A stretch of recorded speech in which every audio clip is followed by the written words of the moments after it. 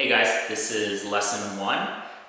It's the very start of what you need to learn when you're playing the guitar. So aside from things like knowing how to maintain your guitar, which guitar to get, or like tuning the guitar, changing strings, all that stuff, once you actually want to start playing it, the first thing you gotta learn are some chords. So I don't know if you've ever been on seen any YouTube videos or seen any musical comedians. A lot of times they'll make that joke about how you can play almost any song with 4 chords, and they just play a bunch of songs all with the same chords, and it gets a great big laugh from everyone, and everyone applauds. And that's just because it's kind of true. A lot of songs use the same chord progression, and while it may be different chords, the progression is the same. And that progression, and what you will see a lot in different songs, is G, E minor, and C. And if you look up these chords on Google, you'll probably see this chord where it's the 3rd fret, the 2nd fret, and the 3rd fret at the bottom, a D, which is like this, an E minor, and then a C. And these are the chords that I started learning when I first picked up the guitar, and they're good. They're good chords to learn, and you need to know them eventually. However, they're hard to switch between. So if I want to play G, D, E minor, C over and over and over again, I have to do some finger acrobatics, and it's just not a good time usually, especially when you're first learning. And so today I'm going to be teaching you guys what I like to call the cheater version of those. I call them cheater because they're so much easier to switch between. I wish I knew about them when I first started playing, so here we are. So let's just get started with the G chord, and I'll have annotations up here hopefully.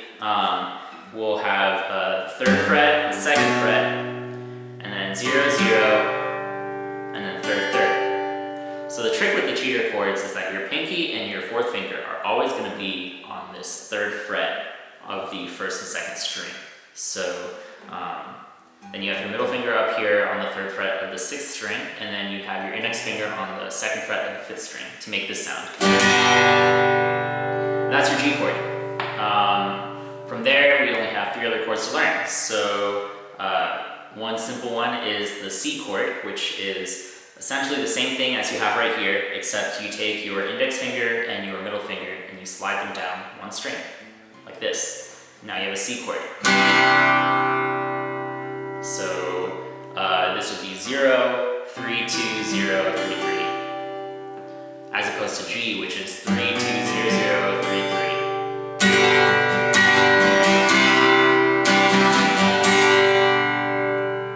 Now the 3rd chord that you need to learn is an E minor. So let's say we start with the C chord, and then we just take our middle finger and just slide it down 1 fret. So now it's 0, 2, 2, 0, 3, 3.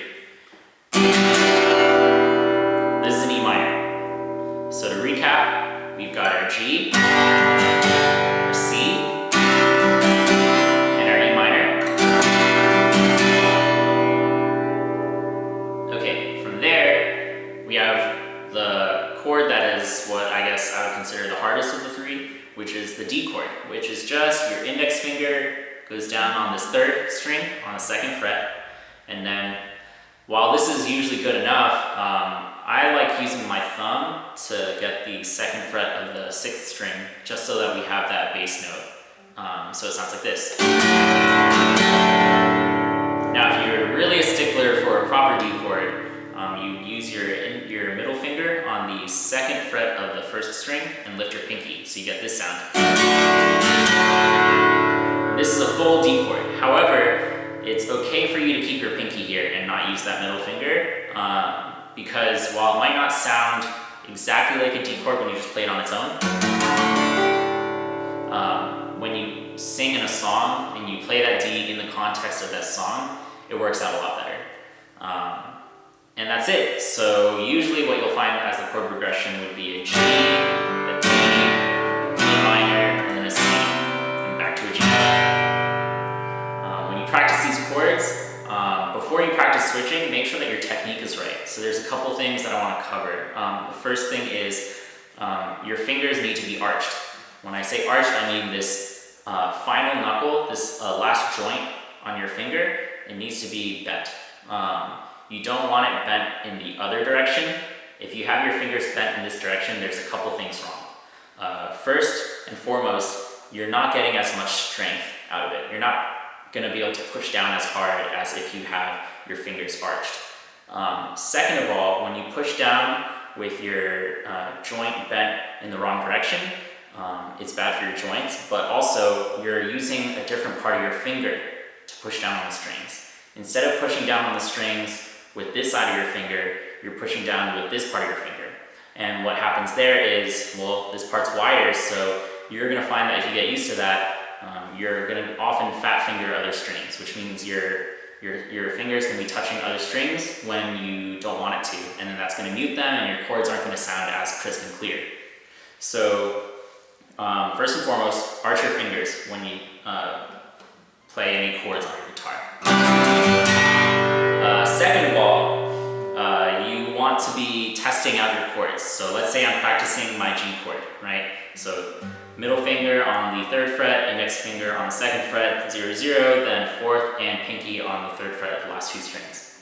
Then what I'm going to do is I'm going to test the chord by playing each string separately. And that sounds fine. However, if this is your first time playing, most likely not all the strings are going to sound like that. Some of them might buzz, some of them might not make any noises at all, and some of them might be playing the wrong note. It'll just sound off, right? Now, if it's playing the wrong note, that's just on you. You got to go back and check on the chords and make sure that you're pushing down the right strings. However, if your strings are buzzing or muting, that's a different issue.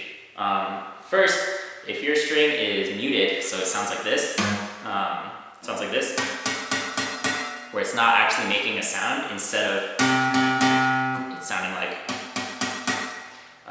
that means that you're either not pushing down hard enough, and then if you push down hard enough, it might make the right note, or it's supposed to be an open string and you're just fat fingering it. One of your other fingers are accidentally touching that string, and the nature of guitar is just if you even just slightly touch another string, it's not going to play the note that you want it to play. So you want to make sure that you don't get used to playing a chord in such a way that you're muting some of the strings by accident. So if it's muting, see if maybe you need to turn your finger a little bit or arch your finger more or kind of readjust your hand position in such a way so that you're able to play all the strings so they all sound nice, like loud and clear, so that you're not accidentally muting any of the strings.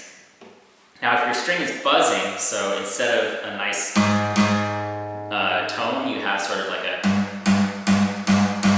sound, that buzzing is caused because you're just not pushing down hard enough. So the metal frets on the guitar are there to make contact with the string. However, if you don't hold down hard enough, then the act of actually strumming will vibrate the string enough that the string will come on and off that fret, which will then cause that buzzing noise. So there's 2 ways to fix that, or 3 really. The first is to push down harder. If you're not used to playing the guitar, this is going to hurt a little bit. You're just going to have to get used to it. Eventually you'll get calluses and it won't hurt anymore. But when you're first practicing, and when I first practiced, it hurt a lot. So just accept it and move on. Second is arch your fingers more. The more you arch, the more strength you can put in. So that kind of helps with part 1 in terms of just pushing down on the strings hard enough so they don't buzz. And then lastly, actually, if you look at whenever I play these chords, my fingers are always at the closest point on the string to the fret. So let's say I want to play on the 3rd fret, and this is the 3rd fret right here. I don't want to be having my finger over back here. I want to have it as close to the fret as possible, because the closer your finger is to the fret, the less you actually have to push down in order to prevent that buzzing noise. So make sure whenever you're practicing these chords that you get your fingers as close to the fret that it's supposed to be at as possible. And that'll save you a lot of soreness and pain in your fingers and in your hand muscles. with just overall strength when you're playing the guitar is wrapping your hand around the bridge of the guitar. So you notice when I'm playing these chords, and whenever I can, sometimes this is not the case, it's just not possible to, but for the most part, I try to have my thumb wrapped all the way around the guitar. So this bend right here in my hand matches the bend or the curve in the back of the neck. And the reason for that is because usually, or when I first picked up the guitar, I played where my thumb was resting on the back, and I was sort of squeezing or pinching the strings between my thumb and my fingers. When you do that, you're relying solely on the muscles right here for your thumb and on your fingers right here. And in doing so, you're, one, using muscles that aren't as strong, and then two, you're just losing out on overall strength. So this area is going to get really sore, and you're not going to be able to practice as long as you'd want to. However, if you wrap your entire palm around the guitar neck and then you sort of squeeze the guitar neck with your grip rather than with like a pinching motion, you can use your grip strength instead of your finger strength, which is stronger by far, and it also allows your thumb to play some of these sixth string frets whenever you need to. So make sure you wrap your hand around and rely on your grip strength and not on your finger strength. And that'll help you with playing chords without having them buzz as well. So that's good technique and good form just to adhere to when you first practice. And I promise you, if you follow these steps, arching your fingers and having the entire guitar neck wrapped around your hand, things like that, you'll be able to play the chords a lot better early on, and it'll really help you later on as well. And then if you don't really follow these things, like, I kind of fell into some of these traps where I didn't arch my fingers at first and I used my thumb and stuff, you find you run into a lot of headaches when you start practicing other songs and play for longer periods of time. So with that, just practice these chords, try practicing, switching between them, just going G to D, and then to E minor, and then to C, and then try practicing without looking, and just get really comfortable with these chords. And once you do, you can move on to the next lesson. Other than that, good luck, guys.